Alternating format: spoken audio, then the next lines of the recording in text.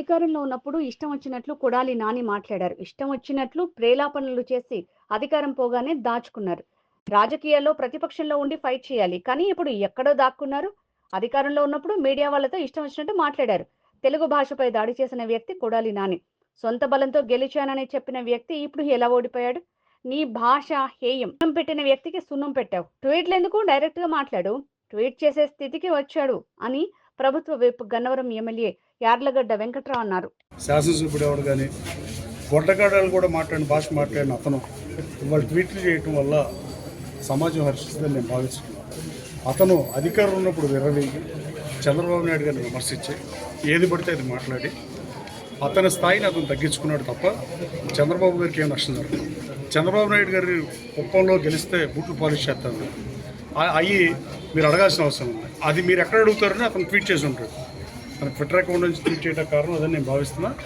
అతనికి నిజంగా అన్ని ప్రేలాపనలు పేలి ఇవాళ దాక్కుని ఉండటం అతని నైజానికి నిదర్శనం.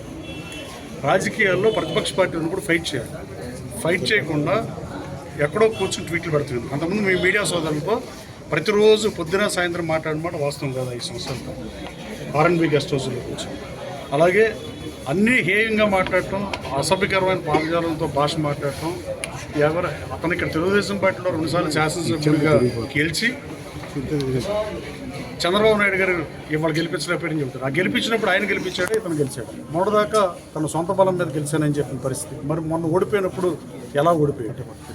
గుడివాడ ప్రజలు కూడా నిన్ను చేదరించుకుని నిన్ను 53,000 ఓట్ల తేడాతో ఓడించారంటేనే వాళ్ళు నీ గోరి కట్టింది. నువ్వు ఇంకా చంద్రబాబు నాయుడు గారిని మాట్లాడటం, చంద్రబాబు నాయుడు గారి గురించి మాట్లాడటం హేయమైన చర్య ఉంటే నీ భాష హేయం, నీ మనస్తత్వం హేయం. నువ్వు అన్నం పెడితే సున్నం పెడతావు. నీ మనస్తత్వమే తేడా. నువ్వు వచ్చి ఫైట్ చేయొచ్చు కదా. నిన్ను ఎవరు వద్దన్నారు? జగన్మోహన్ రెడ్డి గారికి అధికారంలో ఉన్నప్పుడు నువ్వు మాట్లాడినవన్నీ రాష్ట్ర ప్రజలు గమనించారు. గత 8 మాసాలుగా నువ్వేమీ మాట్లాడలేదు కూడా గమనించాయి. ఇప్పుడు ట్వీట్లు ఎందుకు డైరెక్ట్గా మీడియా సమావేశానికి వచ్చి మాట్లాడితే బాగుంటుందని నేను నానికి కూడా హితపడుతున్నా. అతను ఇంతకుముందు మాట్లాడినప్పుడు మాట్లాడితే కనీసం వైసీపీ సైడ్లో హర్షిస్తాయి. ఇతను ఫైటర్ అని తెలుగుదేశం పార్టీ అధికారంలో ఉన్న వైఎస్ఆర్ కాంగ్రెస్ పార్టీ అధికారంలో ఇట్టగా మాట్లాడాడు. గతంలో అతను తెలుగుదేశం పార్టీ అధికారంలో 14-19 మధ్య నేను అప్పుడు అమెరికాలో ఉన్నా కానీ ఆ రోజున పార్టీ ఆఫీస్ ఖాళీ చేపిస్తుంటే చేష్టనుడికి నుంచి చూశాడు తప్ప కనీసం ఆపటానికి కూడా ట్రై చేయాలి. ఆ రోజు వైఎస్ఆర్ కాంగ్రెస్ పార్టీ కార్యాలయాన్ని అక్కడ అద్దెకిచ్చినాడు ఖాళీ చేపిస్తుంటే.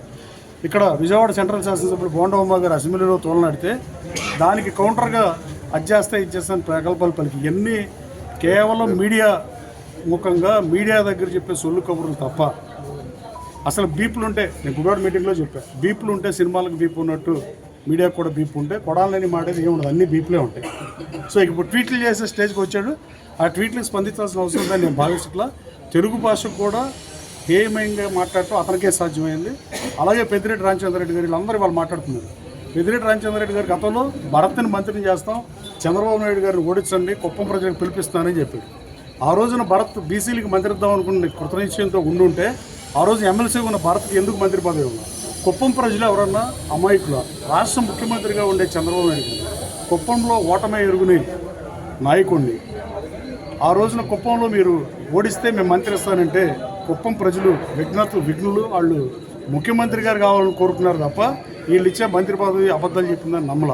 పెద్దిరెడ్డి రామచంద్రరెడ్డి ఇక్కడ కూర్చుని గతంలో ఈ జిల్లాకి ఇన్ఛార్జిగా ఉండి ఇలాంటి భాషను ప్రోత్సహించిన జిల్లా ఇన్ఛార్జి మంత్రి పెద్దిరెడ్డి కాదని నేను అడుగుతున్నాను. ఆ రోజున పెద్దిరెడ్డి రామచంద్రరెడ్డి అన్న పెద్ద మనిషిలాగా ఖండించాడని అడుగుతున్నాను. ఆ రోజున జిల్లా ఇన్ఛార్జ్ మంత్రిగా ఉండి వీటన్నిటిని నువ్వు స్వాగతించలేదా పెద్దిరెడ్డి రామచంద్రరెడ్డి గారిని అడుగుతున్నాను. నువ్వు మున్సిపల్ గెస్ట్ హౌస్ ఉండి నీ దగ్గర శాఖలు 4-5 ఉంటే నువ్వు మాట్లాడేది ఉంది, ఎవరైనా మాట్లాడతావు. ఇవాళ నువ్వు కూడా హోటల్లో మోడరీ ఫార్చ్యూన్లో రూమ్ తీసుకున్నావు, టీవీ మ్యాన్లో రూమ్ తీసుకుని మాట్లాడే స్థితికి వచ్చావు. అధికారం ఎవరికి శాసనం కదనేది తెలుసుకుంటే మంచిదని పెద్దిరెడ్డి కూడా చెప్తున్నావు. అంబటి రాంబాబు గారు మీరు ఆ రోజున ఖండించుంటే వాళ్ళు మాడితే బాగుండేది తప్ప ఈ కొడాలని ట్వీట్ మీద స్పందిస్తూ కూడా లేదు. కొడాలని మీడియా ముందుకు వచ్చి మాడితే డెఫినెట్గా అతను నేను కూడా మాడతాను. మీడియా ముందుకు వచ్చి మాడవచ్చు కదా. ట్వీట్ పెడుతుంది అంటే ఎక్కడో దాక్కున్నాడా?